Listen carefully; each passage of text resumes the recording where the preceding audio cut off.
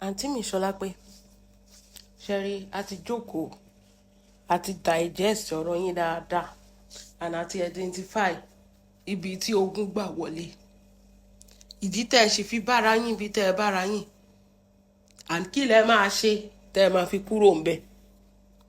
Àǹtí Solape o, if you remember vividly pé you drag yourself to this point, tẹ́ ẹ wà. Put it on Gist Lover, put it on Yewe, put it on Iyabo, put it on anything. You brought yourself to the point of no return. Tó wáyé kì í ṣèyàn. Ó wù ẹ́ ló feed the soul ẹ pẹ̀lú negativity. Ó wù ẹ́ kó wà ń bí tó wà lọ́jọ́ tèmi tó yẹ pé wà máa explain. Ó wù ẹ́ kó má bẹ̀gbẹ́ pé mọ́ ìwọ tó ti ń rí ṣe kó má rí ṣe mọ́. Ìwọ táyé ti ń yẹ tó ti ń pè kó má pè ẹ́ mọ́. Ìwọ tó ti ń dá fún kó má dá fún ẹ. Ó wù ẹ́ ni. You brought yourself to this junction. Nobody brought you there. Nobody.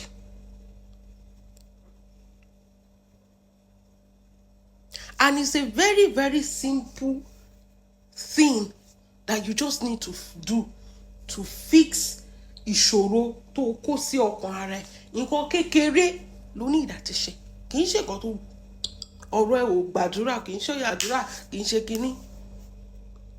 All you have to do is to remove yourself.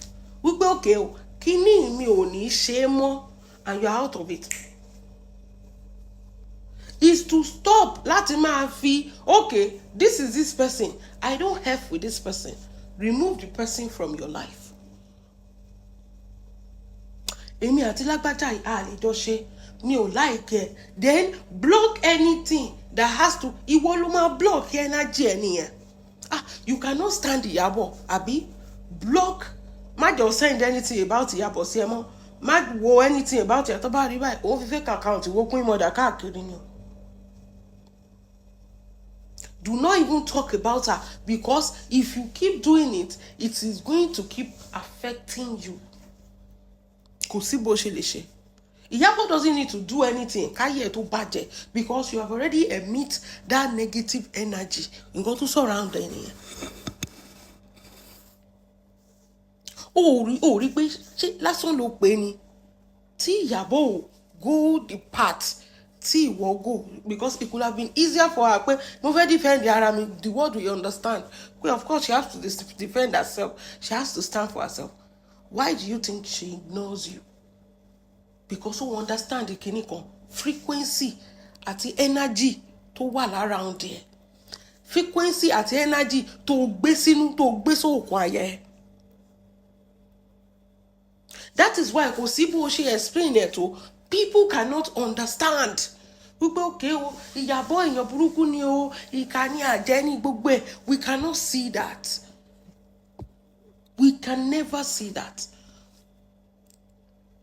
Kò sí kó lo gbogbo the rest of your life kó máa fi explain.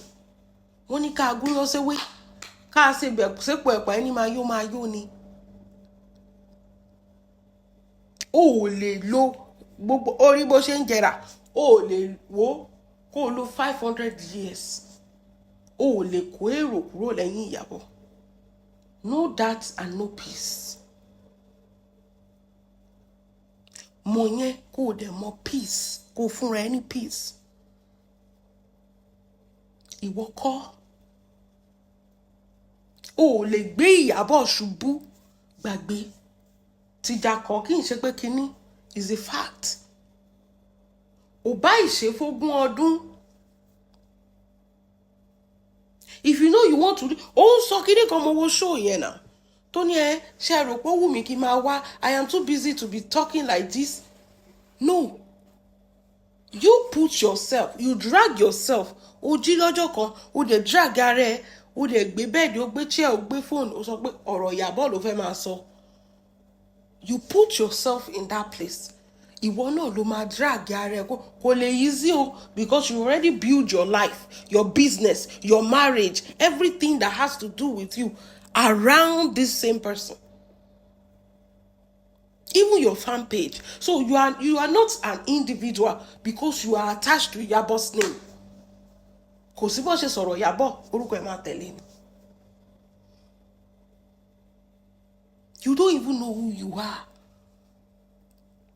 You've already used yourself. Ó dàbí weed. Kí ló máa ń ṣe fún weed? Wọ́n máa ń fà àtúntì gbogbo ni. Ó dàbí weed. Ó so rẹ̀ mọ́ ara Iyabo. You attach yourself like a leash to anything Iyabo. Tó bá ṣe bá anniversary ló ṣe.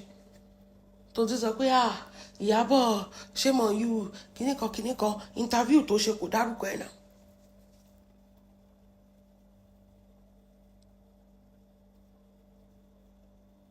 Ìwọ ló wọ́ rẹ̀ níbi tó dé, not Iyabo. Ìwọ náà ló máa yọ rẹ̀ kúrò tó bá fẹ́. You are not stuck. You decided not to leave. You are not a tree. Kì í ṣe ìrókò tree o. But you decided. Igi gan tádẹ́gùn gan bá fẹ́ gan, igi gan máa ń ṣìdí, ó máa kúrò ńbẹ̀ pé nǹkan tí mo ṣe ń bí tó. You decided pé part tó fẹ́ take ni, part tó fẹ́ jókòó lé ni, nǹkan tó fẹ́ máa ṣe ni. Kò dé favour ẹ. Ṣùgbọ́n ti sìn another aspect tó tún wà ṣe kínní nìyẹn. Tó bá jẹ́ pé bó o ṣe lo gbogbo ìgbésí ayé ẹ̀ tó fi ń ṣorí burúkú yìí, tó bá jẹ́ pé ó ń favour ẹ ni, it will be easier to say ó favour ọmọbìnrin. It doesn't favour you.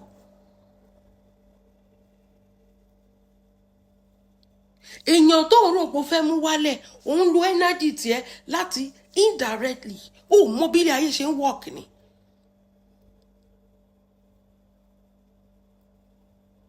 Indirectly, you are empowering that woman. Yes, àwọn fans tó nílé ni tí gbogbo tó ń complain ẹ̀yin fans ẹ̀ rí kò sí èèyàn. That is one thing about life. Ìwọ kọ́ ló máa sọ pé èèyàn báyìí ní kí lágbájá tẹ̀lé. Nǹkan tó bá ṣe sẹ́ni yẹn làwọn èèyàn bá kó dáa ó ṣèkà sẹ́ni. Ní ojú gbogbo aráyé ó ṣèkà sí Iyabo ni. That is why àwọn èèyàn fi tẹ̀lé. Ìwọ gógó fún ara ẹ ló kó èrò sẹ́yìn Queen Mother. Ìwọ ló dẹ̀ tún bínú pé rò wà ń bẹ. Smart. Yá sọ pé ó ṣe psychology 101 ni. Smart.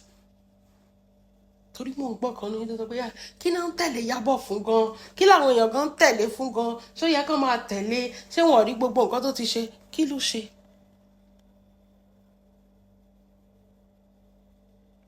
Ẹ̀yin tẹ́ ń bàjà lẹ́ ń paint ẹ̀ bí ìkà ní ojú every other person. Iyabo ò ṣe kankan fún anybody. Kò sí bó ṣe fẹ́ sọ, kò sí bó ṣe fẹ́ ṣe Lizzy. O lè sọ pé nǹkan pàtó báyìí Iyabo ṣe fún ẹ. Ṣé o mọ̀ pé nǹkan táwọn èèyàn dúró dè nìyẹn láti 6 years tó láyé ọjọ́ tó bẹ̀rẹ̀ ṣẹpẹtẹ rí. Láti 6 years o lè sọ pé nǹkan pàtó báyìí lọmọbìnrin yìí ṣe fún ẹ. Àtàmọ́ ni bí òwò Atlanta kò.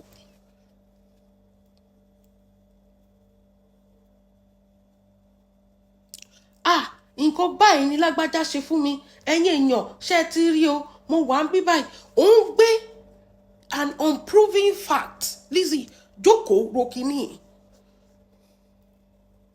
Bí àtòrí pé o ò kàwé ni àbí kí sọ pé ìyàtọ̀ poverty ló fi rò gbòkè. People will follow you. Follow your unproven facts. Lizzy, you need to be educated. Àwọn tó tẹ̀lé wọn kàwé, it's so obvious. Ebi lè ń dé ni wọ́n. Iyabo is just lover yẹn kọ́kọ́ bẹ̀rẹ̀ lórí yẹn. Prove it. Àwa mọ̀ pé lóòótọ́ torí òun sọ pé Iyabo ló sá sọ́ndà gist lover tó gba ìwé ilé ẹ̀. Prove it pé òun ni gist lover. Ó ti tán. Everything you said concerning Iyabo under gist lover, everybody will believe. Sori bí mo ṣe poke hole sínú theory ẹ̀ bẹ́yẹn. Ẹ ti pọ̀jù lórí woman ẹ̀kẹ́ má lè ní proof. Ìwọ bẹ́ẹ̀ ṣe ń ṣan tó William ń ṣan àti Kẹ́mi ń ṣan ìwọ ń ṣan kò dẹ̀ sí lẹ́ǹtì tẹ́ ẹ̀ ní lọ. Prove it. Legally prove it. Tó bá show fún ẹ tó ní gbogbo data àti gbogbo information àti gbogbo anything danika gbé lọ sí court, make it proven. jẹ́ kó prove it, let's fight it in court. Kò sí nǹkan tó máa sọ anybody ò ní gbàgbọ́. But láàrin wa a jọ mọ̀ pé o ò ní any proof o. A jọ mọ̀ pé o rò pé,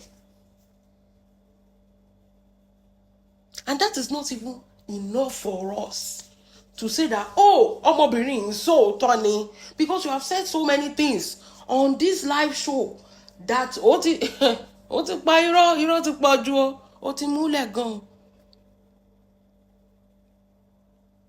Ìwọ ló kọ́kọ́ dáyé àtọ̀run sílẹ̀, ẹnu ẹ ló ti jáde. Àtàrà ẹni China ó ti parọ́ gan o. So ìgbà wo la wá máa mọ̀ pé òótọ́ ló ń sọ, tá máa mọ̀ pé okay, this one that you are saying is not another múlẹ̀. You have to understand, we are not babies. He that allege must prove. Simple. You want people to believe you. Sórí èpè tó ń ṣe yẹn, ó rò pé okay, tí bá bẹ̀rẹ̀ sí ṣe pé wọ́n máa kú tọmọtọmọ, wọn ò ní tẹ̀lé mọ́. What happened? Ó tún dọ́gbọ́ àwọn tó ń tẹ̀lé ni.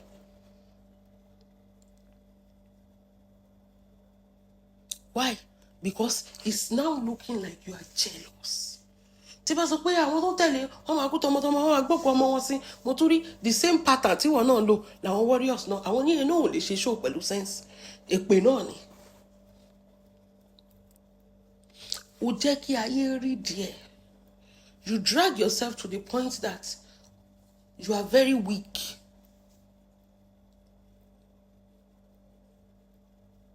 Ó rò pé tó bá tún lò in èpè form, people will be so afraid they will run away from her. Ó ti dèyàn mélòó tó sá. In fact, ìgbà yẹn gan-an tún kó mọ́ra. You are not understanding. You are messing it up. Ṣọlá pé ó miss it up. You missing it up.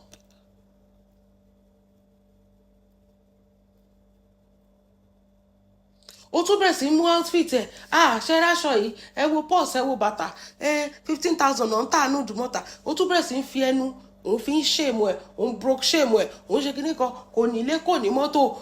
Ibi tó wà yẹn rented apartment ni. That should be easy for you to even prove. For everything you said, you have not bring out a proof. Ó wà lára issue tí Aunty Kemi náà ní. Aunty Kemi say things and she want us to believe. Honestly, Shola, if Aunty Kemi still talk, I can still kind of believe Aunty Kemi torí I want to kàwé compared to you. Aunty Kemi náà the same problem yẹn. Nǹkan kékeré ló bẹ̀yìn ajá jẹ́. Prove whatever you are saying. Ó ti tán. You don't even just prove it. This woman always bring the proof.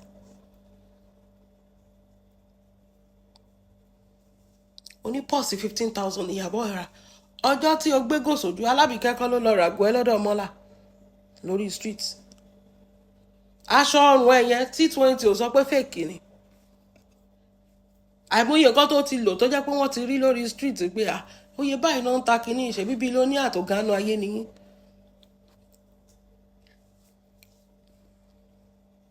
And you are over there. Sọ pé billionaire nìyàbọ̀. But kì í ṣe pé wá broke to the point that she's using something of 15,000. Àwa gan ò lè lo something of 15,000 bag Ọlọ́run má jẹ́ 15,000. Ṣé inú ọjà lẹ ti fẹ́ lọ rà ni? Don't talk of Queen Mother.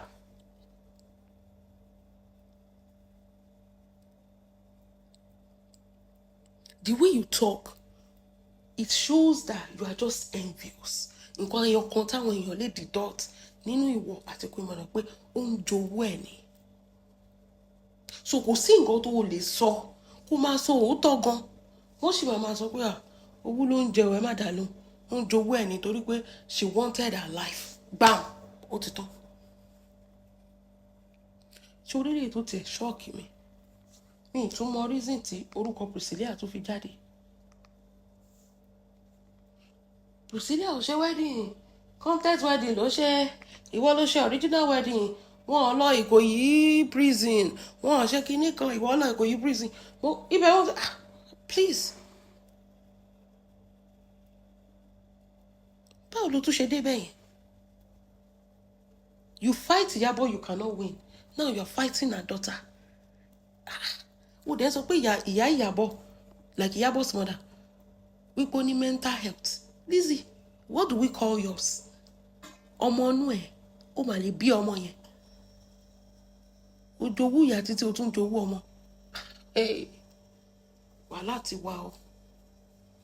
Ìṣòro ẹ ti kọjá, be careful. You have to sit down and use your brain sometimes. You know, then go one bit, but be able to deep better.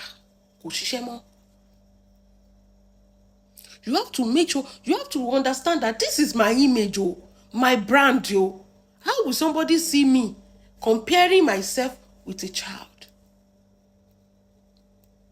Saying that the child will shake, a wedding, the child will shake in the can, the husband of the child will low. What? I personally know Juma. Kì í ṣe pé physical. I have known Juma before he married Priscilla. Yes. Mo jẹ́ sí àwọn East Africa yẹn dáadáa. I know Juma before he married Priscilla. I was even shocked.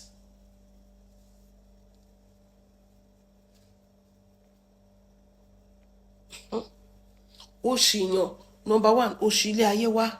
That is the fault of your parents. Oshiokofe, Olofe Jigolo. So, how are you projecting your own failure on other people that make better decisions with their lives? Ẹ̀kan ẹ sọ pé owó ni Priscilla àtẹ̀lé, kò nífẹ̀ẹ́ bọ̀bọ̀ yẹn. Nísìnyí ẹ tún sọ pé bọ̀bọ̀ yẹn ò tún lówó mọ́. Which one? Oga, which way? You no go back, you no go front. This is a child. Tó lè bí ló ń sunkún torí wedding gown ẹ̀. Solape, you will be all right eventually.